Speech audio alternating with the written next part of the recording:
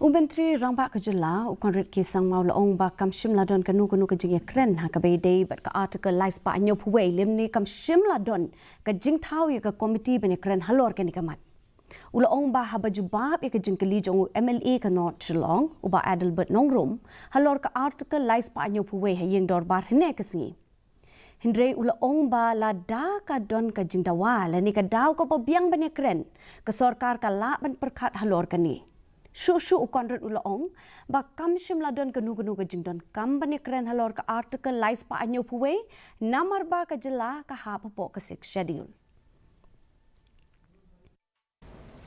Sir, of course, if there is a requirement and there is a demand and if there is any reason for us to allow a discussion to take place on the matter,